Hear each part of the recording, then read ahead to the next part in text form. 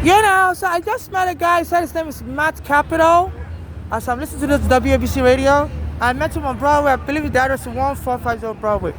It was kind of like, snobbish. It was a black American, but I told him I'm trying to raise money and to see if he can help me. It was kind of snobbish, but he told me is the name of his business is Matt Capital. He gave me his email, I think it was albertson25@gmail.com, and 1450 Broadway. And I was listening to this ABC radio, and all of a sudden I tried to check the information they gave me has been deleted. So, and also I met another guy, he told me his name is Kester, who bought me like $6 rice by Broadway and 42nd Street, 40, and he gave me his cash app and he gave me his name real, I said he doesn't want anything back from me. That's just a gift. And I put his information, his name and phone number in my phone has been deleted. So I don't know, if the law enforcement is using this WABC radio and whatever to try to entrap me and rob me in the future, because I don't know why whoever's hacking into my phone and deleting all my contact information.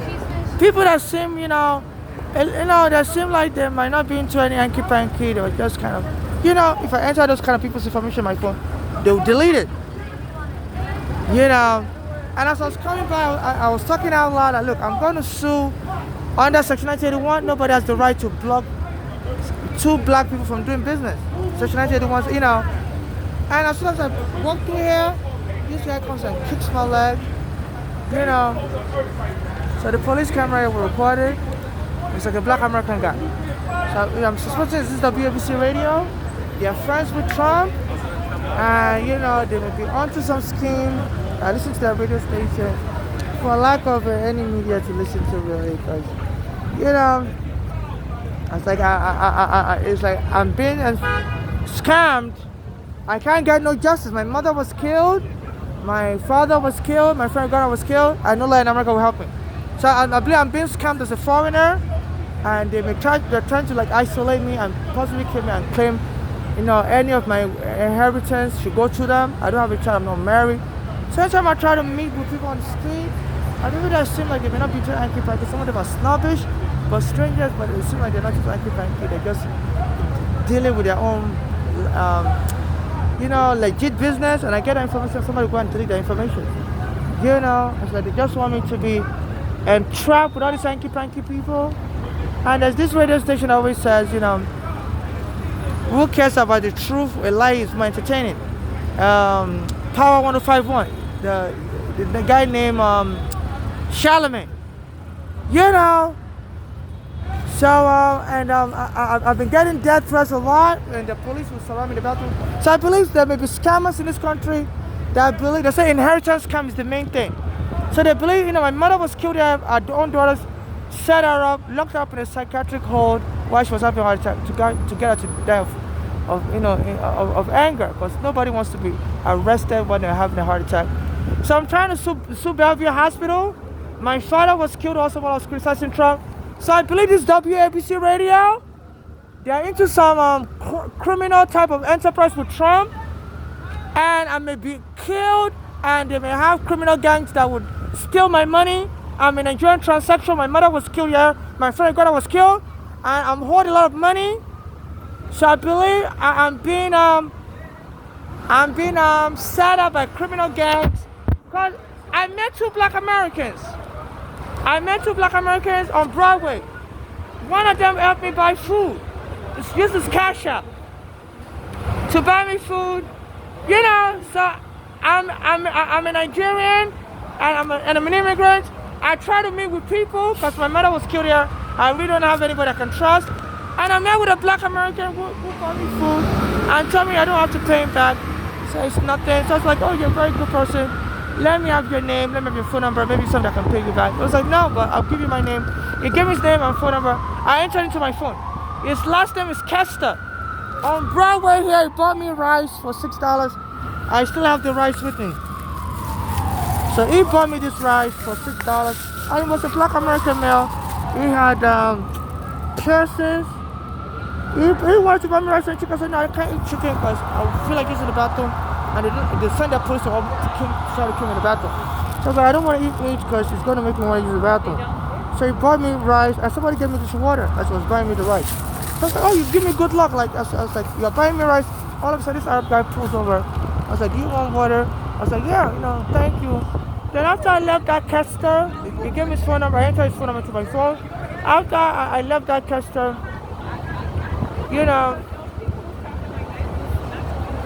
I met another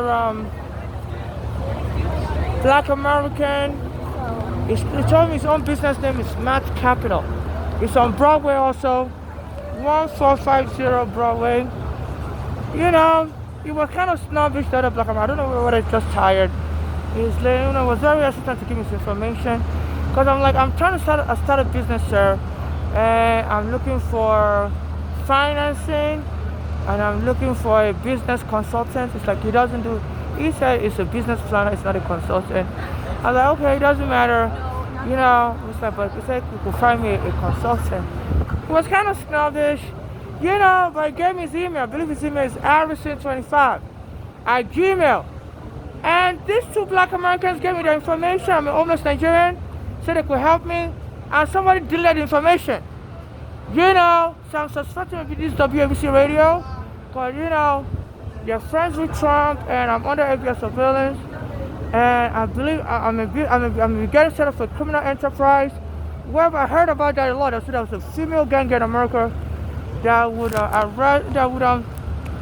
lure homeless men into marriage, take them off the street, poison them, and get money from life insurance policy that they follow this man. So I've been trying to sue. I know where in America will help me. I'm being blocked, but I get all this romance scam. People trying to lure me to romance scam, and I tell them no, I'm not looking for any romance. Hello, please don't pop into me. I tell them I'm not looking for any marriage partner, because I've heard about cases where people would enter into a fake marriage and they will kill them and inherit the money. So I'm a Nigerian, I'm a transsexual, and I'm married without a child. So I don't know why hackers are hacking into my phone.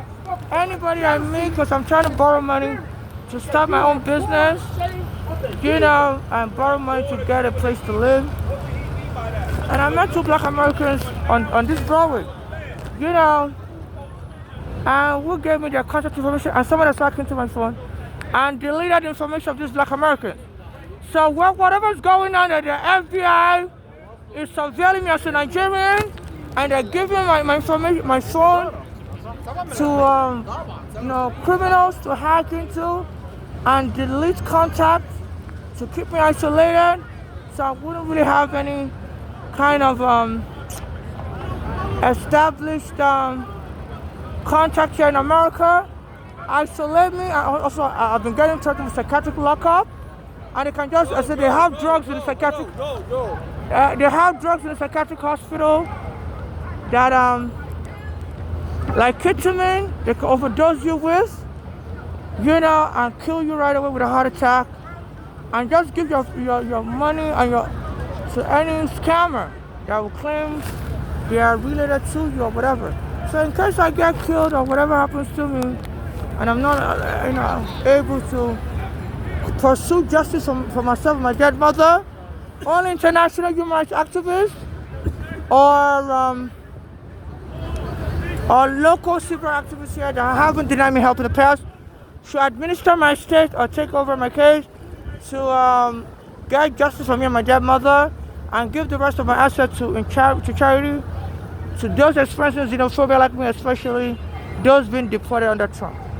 So this was going on.